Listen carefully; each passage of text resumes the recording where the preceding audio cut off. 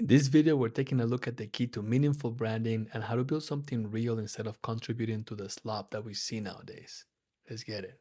The brands that are popping in a meaningful way today and going forward are not the ones that are chasing trends or AI imagery or their viral marketing strategy. Especially in today's era, the brands that truly stand the test of time and that become irreplaceable in our minds as consumer all share a very particular attribute. In my mind, I like to call these brands the real scroll stoppers. After working as a brand designer for the past 7 years, I can tell you that the secret for a brand to become compelling, to become relatable, and to become the it brand for their consumers is not what you've been hearing lately. The secret is not relying on blindly dumping cash into advertising or relying on a viral campaign that really doesn't exist. This is going to sound contrarian, but I strongly believe that the brands that are going to be winning today and moving forward in a number of years, if you're planning for the long term, are not the ones that are chasing just the metrics, but the ones that are chasing a feeling. Think about it. We're all tired of the gurus. We're all tired of these brands trying to sell to us at all costs and using their weird marketing tactic on us. We need none of that today. In between all the slop, the scammers, and all the weirdo brands that we see today, there are not enough brands that are actually trying to connect to us in a human level. And that connection is made through sharing a common feeling between the brand and the consumer. We are craving connection, we are craving the artistry, and we are craving the real. Crafting something that makes someone feel seen, it seems to be like a dying art nowadays. But it's one of the key fundamentals that we have to build anything meaningful and one of the main superpowers that we have as creative, capable entrepreneurs. Because we're not AI bots yet, we are people.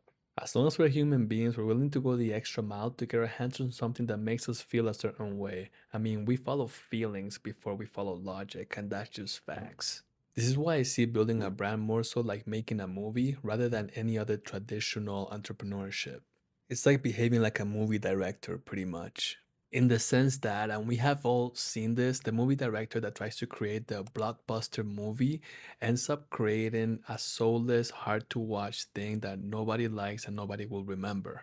The real movie directors pour their feelings into pieces of art that in turn create those feelings in us as well and that connection. And these are the type of movies that we come back to time and time again, the movies that we love, the movies that we always remember. The artistry comes first, making the audience feel sad, happy, suspense, chills, and taking us through that journey. That's the core of why we watch movies in the first place. And same goes with branding. The core feeling that you want to express with your brand is what admin call the insight. And this is what matters the most. Expressing the idea of creating a feeling in a format that works for a particular audience. So asking this simple question as a brand owner can be the difference between your brand being another failed trendy thing to something that actually creates a cultural impact. The question is pretty simple, my friends, and if you didn't catch it by now, is how do you want your audience to feel? How do you want your audience to feel when they try on your product, when they interact with your product, when they see someone else wearing your product on the street, or when they're scrolling through your Instagram feed? For Nike, they want to make us feel like an athlete when we're wearing their gear, whether it's our first time hitting the treadmill or we're Olympic athletes. They want to make us feel like we Cristiano Ronaldo, we are Caitlin Clark, or we are Michael Jordan. That is the reason that we buy their products and the reason that we choose their brand over any other athletic brand that can make the exact same product. This mantra is what drives Nike's product innovation, what drives their marketing, and what drives how they show up online or in real life. I myself remember the first pair of Total 90s that I got when I was like 10. Those things made me feel like I was an ex Ronaldinho, and like it's funny how that works, but it's true. Another example, and this is more on the fashion world, is Jack Moose. Jack Moose wants to make us feel like we're on a summer vacation, and we see this in their garments, but we also see this in everything else they put out, whether it's a campaign or a fashion show. They want to make us feel like we are in the, Italian coast somewhere, having a blissful time. Everything is just warm colors, everything is dreamy, but it all comes from that core feeling that they want to express with the brand. Contrary to Jacquemus, Willie Chavaria wants to evoke this feeling of protest, this feeling of rebellion, this feeling of going against the system, and this is all expressed through the clothing that he makes, which is heavily inspired also by his Mexican roots. And this is why his brand has been such a hit. It's about making us feel like we are an activist, like we have a voice for freedom, like we should be proud in our own skin, especially if you're an immigrant or part of a minority group. This is all, he ticks all of those boxes with his brand.